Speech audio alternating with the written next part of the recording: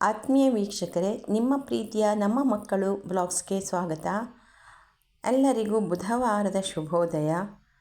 ಇಂದು ನಾನು ಗಣೇಶ ಕವಚಂ ಹೇಳ್ತಾ ಇದ್ದೀನಿ. ಗಣೇಶ ಕವಚಂ ಹೇಳೋದ್ರಿಂದ ನಮಗೆ ಆಗುವ ಲಾಭ: ಅಸುರ, ರಾಕ್ಷಸ, ದೈತ್ಯ, ಮಾನವ, ಬೇತಾಳಾದಿ ದುಷ್ಟ ಶಕ್ತಿಗಳಿಂದ ಉಂಟಾಗುವ ಬಾಧೆಗಳಿಂದ ನಮಗೆ ರಕ್ಷಣೆ ದೊರಕುವುದು. ಹಾಗಾಗಿ ಗಣೇಶ ಕವಚಂ ಪ್ರತಿನಿತ್ಯ ಆಗದೇ ಇದ್ದರೂ ವಾರದಲ್ಲಿ 2-3 ದಿನವಾದರೂ ಕೇಳಿದರೆ ಒಳ್ಳೆಯದು, ಅಥವಾ ಹೇಳಿದರೂ ತುಂಬ ಒಳ್ಳೆಯದು. ಅಥ ಶ್ರೀ ಗಣೇಶ ಕವಚಂ. ಓಂ ಶ್ರೀ ಗಣೇಶಾಯ ನಮಃ.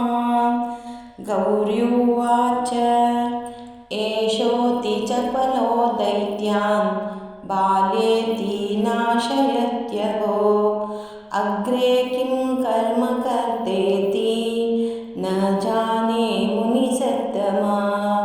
ದೈತ್ಯಾನಾನವಿಧಾ ದುಷ್ಟಾಃ ಸಾಧು ದೇವದ್ರುಃ ಕಲಾಃ ಅತೋಸ್ಯ ಕಂಠೆ ಕಿಂಚಿತ್ತ್ವಂ ರಕ್ಷಾರ್ಥಂ ಬದ್ಧುಮರ್ಹಸಿ.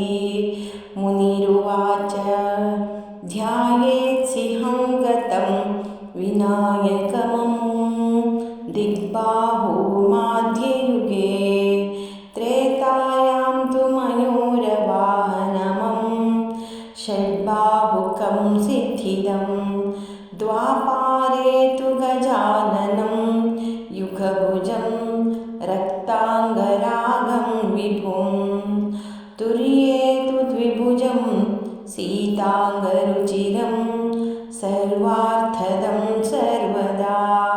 ವಿನಾಯಕಃ ಶಿಖಾಂ ಪಾತು ಪರಮಾತ್ಮಾ ಪರಾತ್ಪರಃ ಅತಿಸುಂದರಕಾಯಾಸ್ತು ಮಸ್ತಕಂ ಸುಮಹೋತ್ಕಟಃ ಲಲಾಟಂ ಕಶ್ಯಪ ಪಾತು ಭ್ರೂಯುಗಂ ತು ಮಹೋದರಃ ನಯನೆ ಭಾಲಚಂದ್ರಸ್ತು ಗಜಾಸ್ಯಸ್ತೋಷ್ಟಪಲ್ಲವೋ ಜಿಹ್ವಾಂ ಪಾತು ಗಣಕ್ರೀಡಶ್ಚಿಬುಕಂ ಗಿರಿಜಾಸುತಃ ವಾಚಾಂ ವಿನಾಯಕಃ ಪಾತು ದಂತಾನ್ ರಕ್ಷತು ವಿಘ್ನಃ ಶ್ರವಣಂ ಪಾಶಪಾಣಿಸ್ತು ನಾಸಿಕಾಂ ಚಿಂತಿತಾರ್ಥದಃ ಗಣೇಶಸ್ತು ಮುಖಂ ಕಂಠಂ ಪಾತು ದೇವೋ ಗಣಂಜಯಃ ಸ್ಕಂದೌ ಪಾತು ಗಜಸ್ಕಂದಃ ಸ್ತನೌ ವಿಘ್ನವಿನಾಶನಃ ಹೃದಯಂ ಗಣನಾಥಸ್ತು ಹೇರಂಬೋ ಜಠರಂ ಮಹಾನ್ ಧರಾಧರಃ ಪಾತು ಪಾರ್ಶ್ವೌ ಪೃಷ್ಠಂ ವಿಘ್ನಹರಃ ಶುಭಃ ಲಿಂಗಂ ಗುಹ್ಯಂ ಸದಾ ಪಾತು ವಕ್ರತುಂಡೋ ಮಹಾಬಲಃ ಗಣಕ್ರೀಡೋ ಜಾನುಜಂಘೆ ಊರು ಮಂಗಲಮೂರ್ತಿಮಾನ್ ಏಕದಂತೋ ಮಹಾಬುದ್ಧಿಃ ಪಾದೌ ಗುಲ್ಫೌ ಸದಾವತು ಕ್ಷಿಪ್ರಪ್ರಸಾದನೋ ಬಾಹು ಪಾಣಿ ಆಶಾಪ್ರಪೂರಕಃ ಅಂಗುಲಿಶ್ಚನಖಾನ್ ಪಾತು ಪದ್ಮಹಸ್ತೋರಿನಾಶನಃ ಸರ್ವಾಂಗಾನಿ ಮಯೂರೇಶೋ ವಿಶ್ವವ್ಯಾಪಿ ಸದಾವತು ಅನುಕ್ತಮಪಿ ಯತ್ಸ್ಥಾನಂ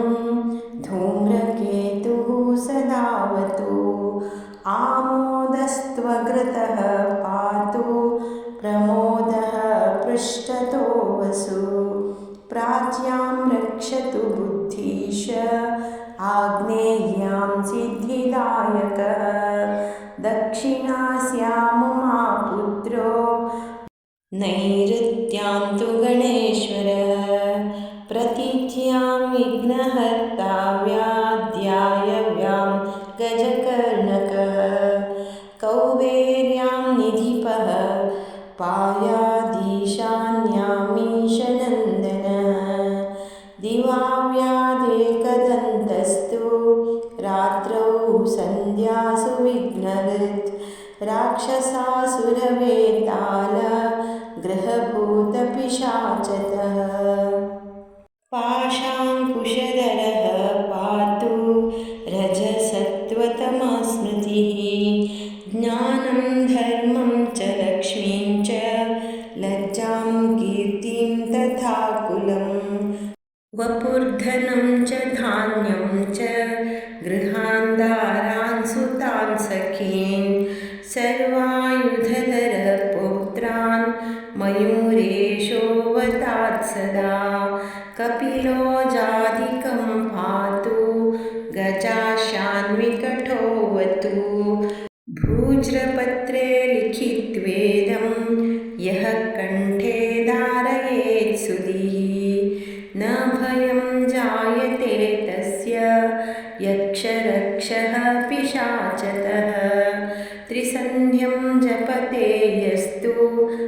वज्रसारतनुर्भवेत् यात्राकाले पठेद्यस्तु निर्विघ्नेन फलं लभेत् युद्धकाले पठेद्यस्तु विजयं चाप्नुयात् धृतम् मारणोच्चाटनाकर्ष स्तम्भमोहनकर्मणि सप्तवारं जपेदेत दीनानामेकविंशतिं तत्तत्फलमवाप्नोति साधको नात्र संशयः एकविंशतिवारं च पठेत्तावद्धिनान्यः कारागृहगतं सद्यो राज्ञा वध्यं च मोचयेत् राजदर्शनवेलायां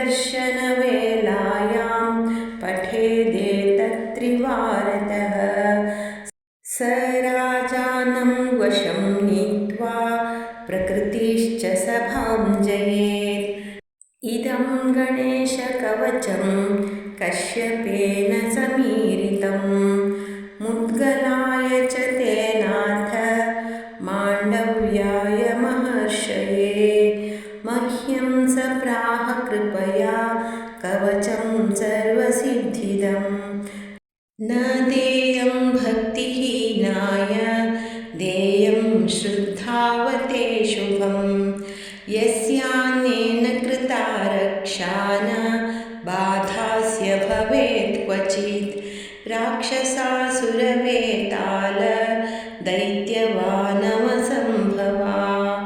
इति श्रीगणेशपुराणे उत्तराखण्डे बालक्रीडायां षडशीतितमेऽध्याये गणेशकवचं सम्पूर्णम्।